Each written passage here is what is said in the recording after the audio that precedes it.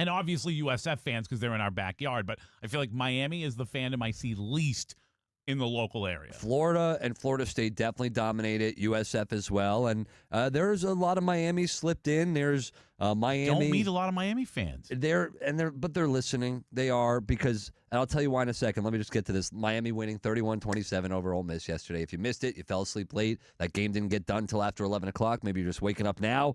It was an incredible fourth quarter. I mean, this was a game. This was exactly, as fans, what we wanted and what we needed and what we got. 31-27, back and forth in the fourth quarter. Miami with the lead, Ole Miss with the lead. The lead changes were back and forth. And Miami ends up getting that touchdown late on the Beck touchdown, running it in, finding that opening, getting there. And Ole Miss, with a couple seconds left, they made it. They got close. They got to the 35, Hail Mary, and it wasn't meant to be. Some people thought it was a pass interference. I do not. I'm fine with the no call there. I do know that there are Miami fans that maybe don't live in the area. They listen on the iHeartRadio app. Hurricanes fans that are over there that like the Bucks, that like the Lightning. They're listening. I don't know how much in this immediate area, but I'm with you. There are more Gators fans and FSU fans here, I think, than anything. I know our friend Big Mike the Goon is a Miami guy, but I'd love to hear from the Miami fan right now because they've got to be feeling pretty good with the way this football team's playing. There's a guy like that is kind of in the Barstool world. How are you kind of in the Barstool world? He doesn't work for them, but he's like a character within the Barstool world. Kind of sucks, right? No, I don't think he wants to be. You don't want to get paid a bunch of money to work for Barstool? Because I heard they pay pretty well. I'm sure they do, but he's an older guy. I don't know how old. I mean, like, not old, but like not those young Barstool guys. Danny Boy Kane. And I know that sounds like an old guy. He's a big listener of the station. He's a Miami Hurricanes guy. He was like going to the game yesterday. He was a big part of the social media content they were putting out there. But like I know he's a big Miami fan. He's a huge Lightning fan, and he's always commenting on our stuff. So like they're out there. I don't know how much like I never see the Miami fans outweigh that. Like Gators fans are everywhere around here. But Miami, the last 2 years, last year they had Cam Ward, who was the number 1 overall pick. This year, we saw what Carson Beck's had a career. He's been around college forever. And by the way, playing this way in the playoffs, I think that's got to help your draft stock. When you see a guy step up big in big moments, that's a guy that you want to think about. Good defense, have a quarterback, and then when you have a Malachi Toney, and of course Mark Fletcher on the ground yesterday was a monster, but Malachi Toney, he's the difference maker. He's it. I mean, you can see it. When you have NFL talent and a playmaker on the field like Malachi Toney, with that speed, with that playmaking ability, and he was, before, he had a huge touchdown in that fourth quarter that, eventually Ole Miss came back and scored again to go and take the lead. But Miami's got all the pieces to go ahead and win it all. And they're going to face either Indiana or Oregon. And I believe they will have the pieces to be able to get through one of those teams, too. We'll see what happens. That game is tonight at 7:30. I feel like Indiana-Miami would be a very interesting football game. Heisman Mendoza against Carson Beck and Miami and the Hurricanes and Malachi Toney and that defense. And to see, even though they weren't great yesterday, weren't dominant yesterday, Reuben Bain Jr., now, I don't know, Sam, if you could find, because I went to bed right after the game, if you could find our executive producer, Sam Cohen, the latest on Mesidor, who has been a beast for Miami throughout this run. He got hurt yesterday late in that game, and it looked pretty bad with his arm, his elbow. They had a couple injuries in that game. They did. That could impact them. So I find whatever matchup it is, whether it's Miami, Oregon, Miami, Indiana, I think it's going to be a great matchup, and I can't wait to see it. I hope, personally, it's Miami, Indiana, like you. But let's talk about Ole Miss for a second. Let's talk about the loss for them in what was a great season, a tumultuous season, especially at the end, with Lane Kiffin departing. And I brought it up to start the show, and I wonder how many people who are up now were maybe thinking the same thing as me. I could not help thinking this last night. I went to bed last night thinking what Lane Kiffin was thinking. Like, what did Lane Kiffin think when Ole Miss lost? What was Lane Kiffin thinking when Ole Miss went ahead in the fourth quarter before Miami went on that great drive that was 15 plays, 75 yards to take the lead? What was Lane Kiffin thinking? I personally Even though I believe he wanted his team, he wanted to be happy for those kids.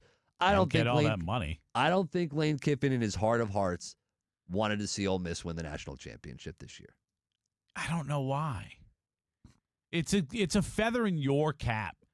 If you prepare a team so well that they can win without you. And I almost said it the other way. Maybe guys would look at it like the head coach doesn't matter that much if recruiting wasn't so important. It's not the full feather. It's a feather without the, it's just like the stalk of the feather, whatever that's called. Maybe it's a smaller feather, but it's a feather. And to me, or it diminishes. How do you not want to root for kids that you recruited, a team that you put together? Like like Sam said, there'd be a couple guys I hope didn't play. I can see that maybe if there's kids you just thought were pains in the asses or didn't like, but you not only like but probably love most of those kids. How do you not want what's best for them? I don't think he was rooting for them to have personal disappointment, like for specific guys to go out there and have a bad game. I think he rooted for Miami to do exactly what they did last night, just have a little bit of a better game. Do you think that those players on Ole Miss would rather have a really good game or go to the national championship? The players would rather go to the championship. I'm talking about Lane Kiffin. Yeah, but you said I don't think he's rooting for them to have a bad game. They don't care if they have a good game individually. You think Bain cares that he wasn't dominant last night heading to the national championship game? More. It's more. I don't think you get the point I'm trying to make. Lane Kiffin doesn't want anyone to fail. Like, he doesn't want anyone to have a big moment where you miss a field goal or like that. But they'd rather fail on a play or miss a field goal or do any of those things than not go to the national championship. Like, they'd rather go to the national championship. If you want them to do well, if you don't want them to fail, you want them to win. No, that's not always the case. I can't, You don't want the program to win. You want the kids to have success. You can have two different things. It's like me betting and going, hey, I want a specific basketball team to win, but I want the guy on the other team to have over 29 points because that's what I took in my bet. Because it's a bet. You didn't coach any of those people. You don't have emotion for those people. Yeah, but what I'm saying is you can root for one thing, like them to have success, but also for them to not win the game. Just like I just said, guy has 30 points, but they don't win the game. You can root for that. It's gonna happen.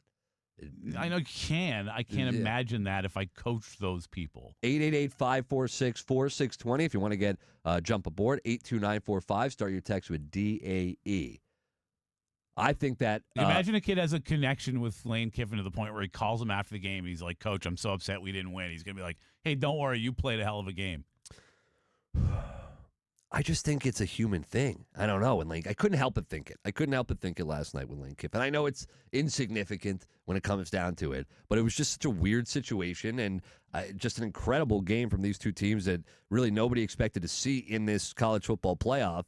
And the four teams, really three of the four, or really all of them, kind of teams that we aren't typically used to seeing. So very excited to see what takes place tonight. I will be tuned in, locked into my television.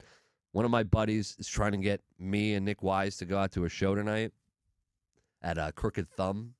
Is it Billy Strings again? No, Strings isn't back. Strings? Strings will be back in a couple months. No, it's like it's a Grateful Dead cover band. That's what we like to see. Who plays every weekend? Not at Crooked Thumb. Oh, yeah?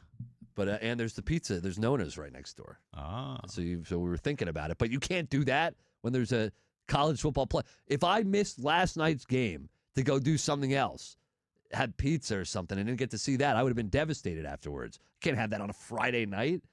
I'm going to be sitting on my couch probably doing nothing. It's the way I want. It's like scheduling a wedding during football season.